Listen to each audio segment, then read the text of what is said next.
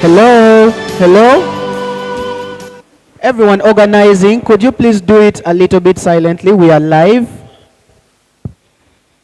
Yeah, if you could just carry the chairs instead of dragging them, that would really help. Thank you. Daniela, how are you doing? Great. I can't hear you. Great. You're doing great? Yeah. Amazing. So, are you ready to start? Yes. All right. When you're ready, take it away. Greetings. And welcome to today's greetings. And welcome to tonight's broadcast here at Parental Care TV. I am your passionate anchor, Amompaile Daniela. Now, let's start with the headlines in today's Parental Care News in English. Ugandans brace themselves for the better as the education system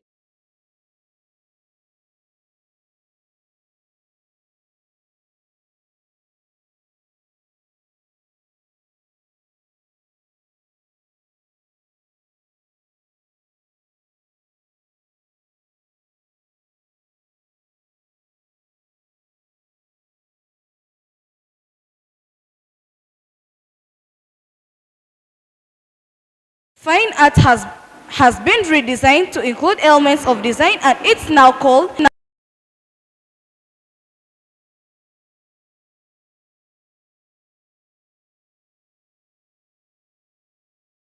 design, but mentioned a few. Under the new curriculum, teachers will compile the learners' achievements under the formative assessment. Under the new curriculum, teachers will combine the learners' achievements under the formative assessment in the 4-year cycle. This is aimed at providing to the learners 21st century skills which include critical thinking, creativity, collaboration, communication, information, literacy, ICT, and flexibility. This is good news to the nation since according to the State of Youth Report 2019 by the Center for Policy Analysis indicated that the majority of the youths demanded more practical subjects, and over 50% of them revealed that the education they had received had not prepared them for the available opportunities in the labor market. Therefore, it is believed that the CBC will solve unemployment problems that have time and again infested Ugandan youths, according to the National Curriculum Development Center spokesperson. We observe that the difference between the old curriculum and the new curriculum is that the subjects have been reduced in the number and some have taken different forms. Thank you for watching Parental Care TV. Stay tuned for more programs coming up. I remain your best passionate anchor, Amompile Daniela. Thank you. Bye.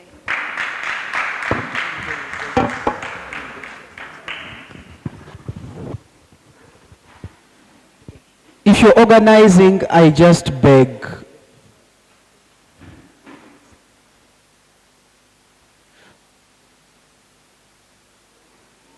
You might have to stop.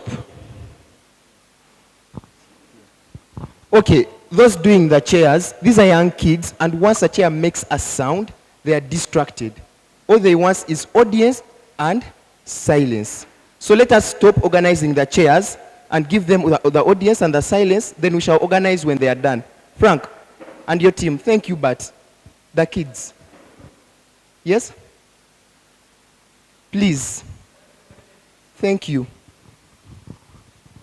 The next. Alex Praise Ojea.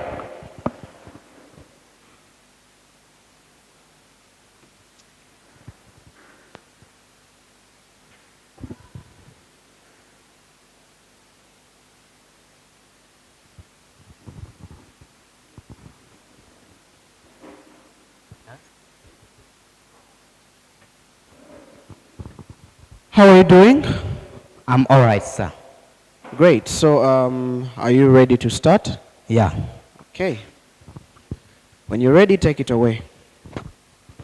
Good morning, good afternoon, and good evening, depending on which part of planet Earth you are in. It is indeed a cloudy Thursday here in Uganda's capital, Kampala. On the 12th National Debate Championship FM 97.0, this hour I am Alex Ojero with Focus on Education, a special feature.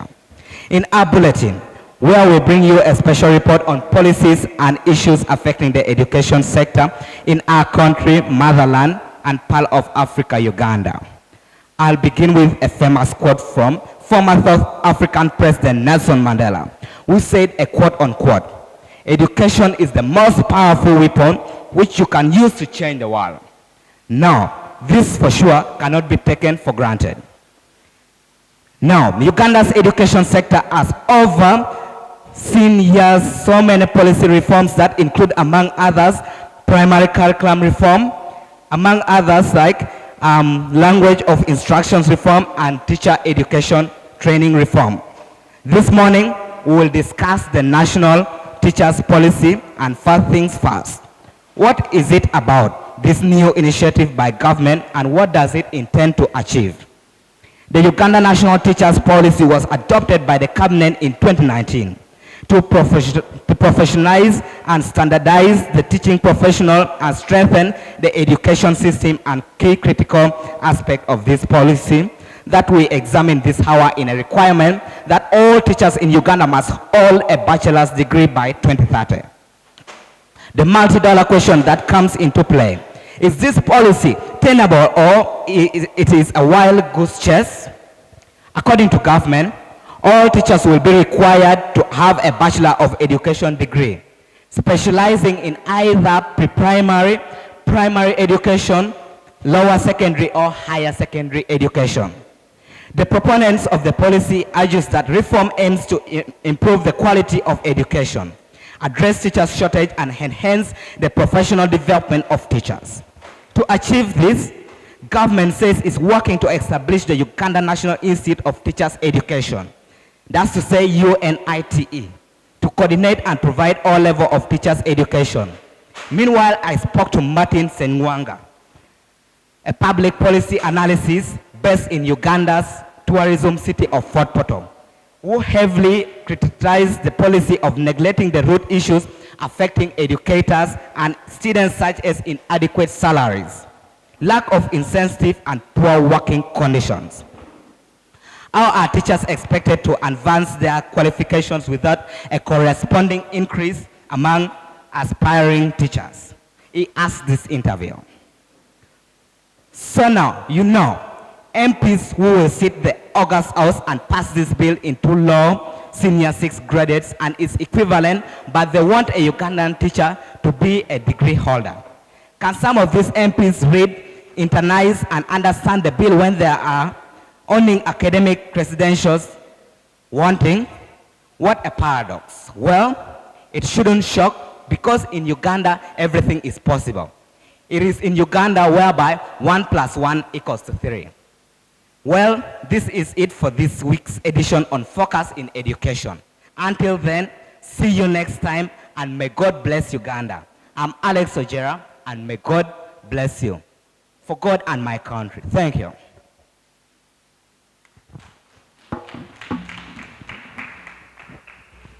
Well done, Alex.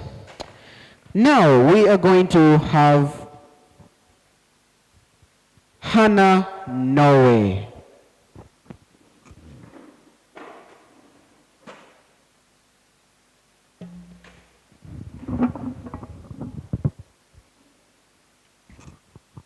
Hannah, how are you doing?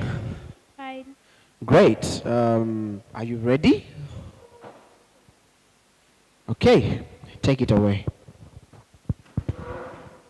A very good morning to you all, reporting live from Wanda TV, bearing the rumor that Hannah Noe Wanda is my name, upon the stroke of 1 minute past the hour of 7 in the morning. Today, we focus on a major transformation taking place in Uganda's education sector, the introduction of a new curriculum. Today's headlines: what King's College Buddha says about the new curriculum, what teachers from all over Uganda say about the new curriculum, how students have from all over Uganda reacted to the new curriculum. Let's dive into the news in details. King's College Budo adopted the new curriculum in 2021, a year after it was introduced. The new curriculum is designed to shift from a knowledge-based to a competency-based approach. The Ministry of Education and Sports claims that the new system focuses on adapting it. The new curriculum focuses on practical skills and critical thinking. The headmaster of King's College Budo says adopting it was very easy, but apparently it is going in progress. The fact that the subjects have been reduced, students no longer have to pack their brains with a lot. What teachers say from all over Uganda. Teachers from northern Uganda say they need training on this new system. Teachers from eastern Uganda say they genuinely have no problem with it, though it is a little challenging to adopt it fast and it needs time. Teachers from central Uganda say the same thing. And teachers from western Uganda say they lack resources that are required for the new curriculum. Then for the students, they have excitingly addressed the new curriculum, though the rural areas may be able to access, they may not be able to access the internet, different gadgets, and textbooks. So they call upon the government to solve the issues or address the difficulties. And there you have it. The new curriculum must be impressed in the whole of Uganda. I remain Hannah Noe Wanda on Wanda TV. Stay tuned.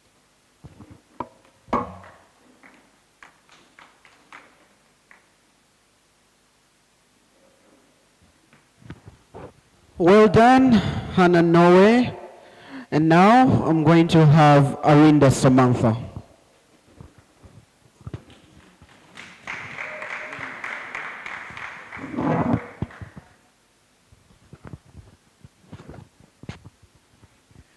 How are you doing, Samantha? Fine. You're fine?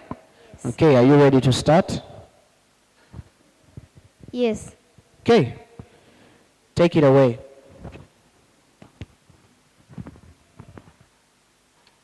A very good morning, our dear viewers that have tuned in at Parental Care TV for the news. My name is Arinda Samantha, your anchor. In the headlines, the government rules out old curriculum. News in details. In today's report at our segment of Nationals Watch, we will be discussing the education trends in Uganda today. It should be remembered that with the government rolled out the new lower secondary education curriculum in February 2020 with the aim of creating a skilled-based curriculum which is called learner-based curriculum. The Minister of Education, Honorable Janet Kataha Museveni, in her statement to Parliament, said that the need to review the curriculum was overdue since it had not been revised. The colonial education system was introduced. She further revealed that the old curriculum was channeling out graduates with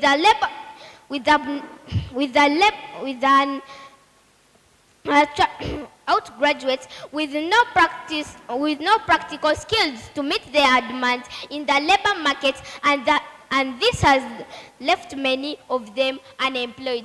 The National Curriculum Development Center, NCDC, has therefore made adjustments in the teaching subjects for the lower secondary. For example, teaching subjects have been reduced from 43 to 21.